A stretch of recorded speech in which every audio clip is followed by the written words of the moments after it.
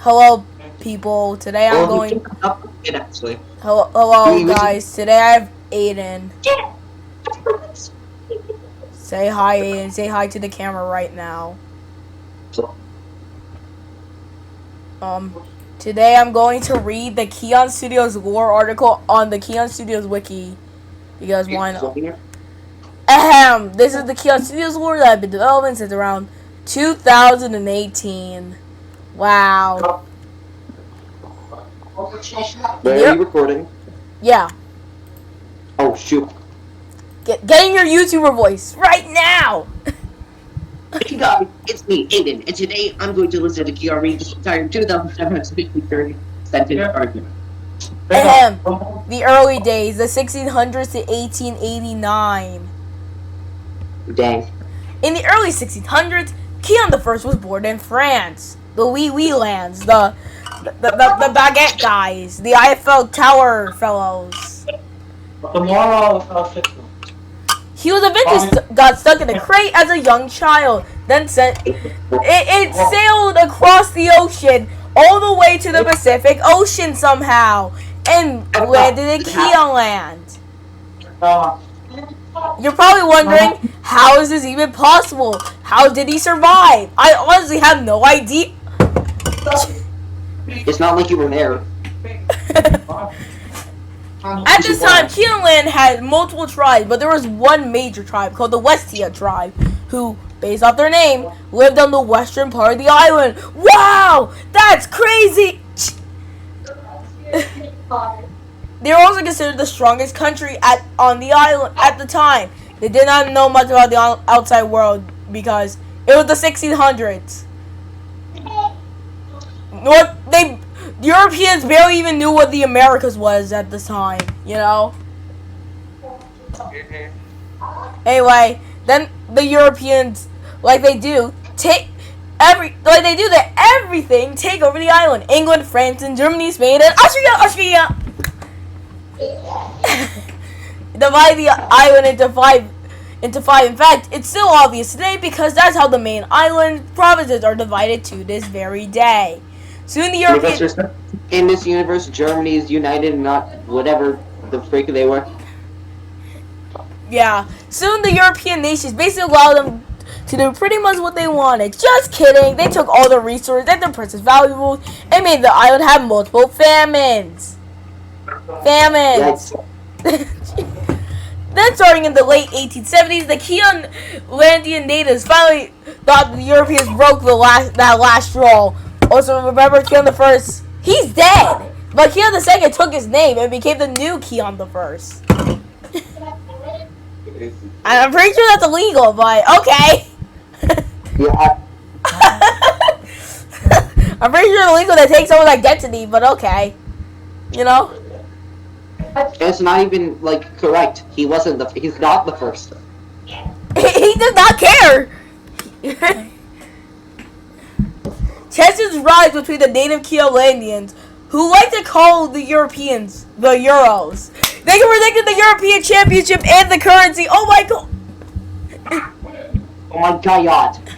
Against themselves. Then in 1888, Keyon I, in parentheses the second, met some lit dudes like Jonathan Victor and Matthew Davis to write the Keyon-Landian Freedom Paper, which was later adopted as the first constitution between the years of 1893 and 1914.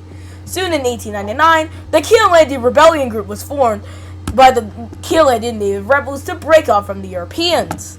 The Keyon-Landian Rebellion War, 1890 to 1893. In summer 1890, the Keyon-Landian Rebellion War started. The Battle of Cossack began in July of 1890 between European Pact and the Keyon-Landian nations. They got cooked! 1.5 dead and 3K wounded. For the Keyon-Landians alone. Then the U.S. got notified of this major conflict. Wait, you said 1.5 dead. 1.5 people died? No, 1.5K dead. Because for a sec... Okay, then the USA got notified of this very major conflict. Very major conflict. Definitely. So the USA decided to join the war on Keolandian side, and for the first 2 years, many battles occurred, but it was pretty much a stalemate.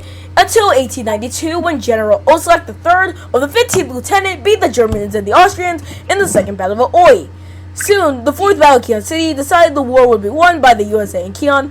Soon, the U.S. officially recognized the new country of the United Provinces of Keyon Land. Growing years, 1893 to 1900. Keyon I took office as the first president of the country. He went to peace negotiations with the Europeans, and they would have to recognize the country of Keyon Land as well as removing their troops and their citizens back home. While the Europeans said they would have to get into any wars the nation were in if needed help. So Keyon I took office, and he was supposed to last 2 to 4 years until in 1900 he was shot by Jay Labanage. He was arrested and imprisoned for life for murder. 2 days later, after getting shot, he would pass away. So his son Keyon II took over, and he really messed up the country for the worse. The Great Keolandian Depression, 1901 to 1907. Once Keyon II took power, he quickly made more money to funnel the problems with the nation while they were busy focusing on foreign relations. Soon in 1903, the country went into a Great Depression. It lasted for 4 years. He was also assassinated by Jacob Labanage, Lagabnage's son. He wanted revenge for his father, and he never got caught and eventually moved to the Republic of China. Pre-World War things, 1908 to 1913. Due to this election of 1907 was won by Keyon III, and the 11th Amendment was added to the Keolandian Constitution, saying every person elected would take on the name of Keyon and then add it to the next number in line. Thing didn't affect the 1901 election though, as Lucas Morrison became Keyon IV and ran the country into some problems. World War I, 1914 to 1980. When World War I hit Europe, Keyon, due to the Treaty of Monse, had to join while the military were fighting Europe. In 1915, Keyon IV was re-elected, and Keyon only had some minor helpings through the war, so not much happened. Interwar period, 1919 to 1938.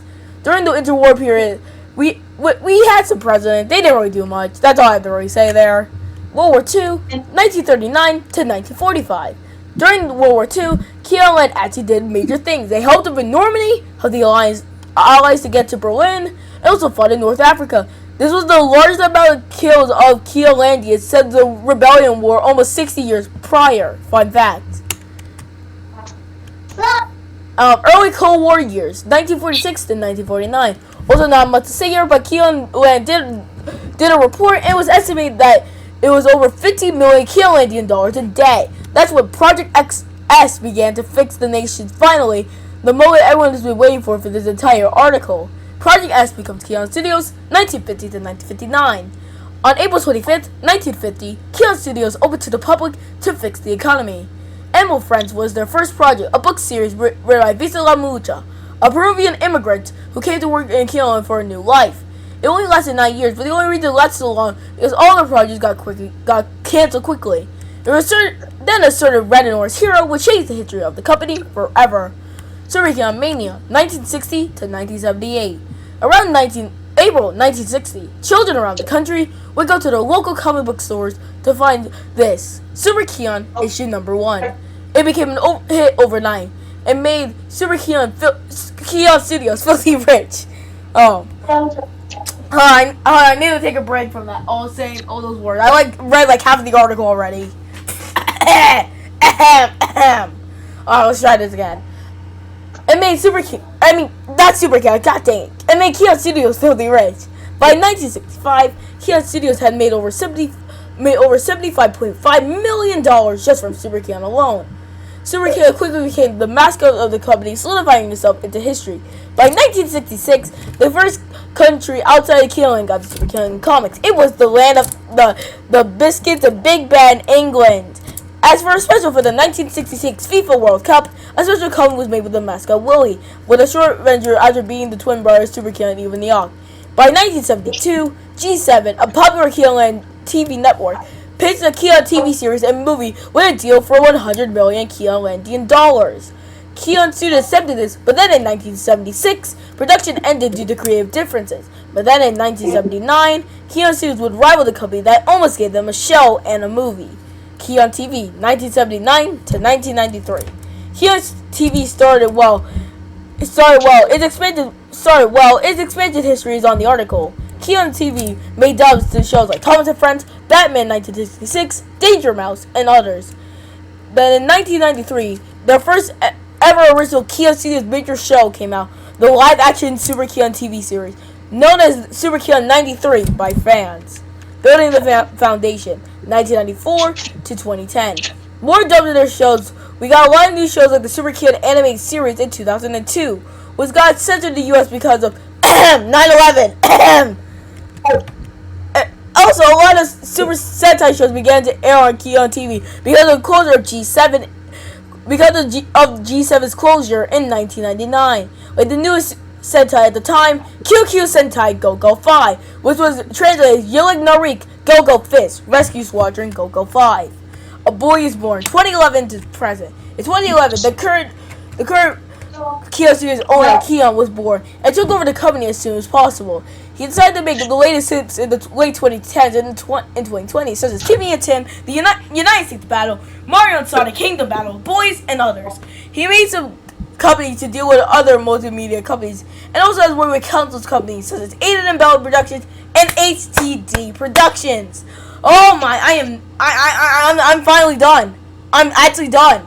Oh my God! I'm actually done. Yay! I'm done. I never have to do this again. Bye.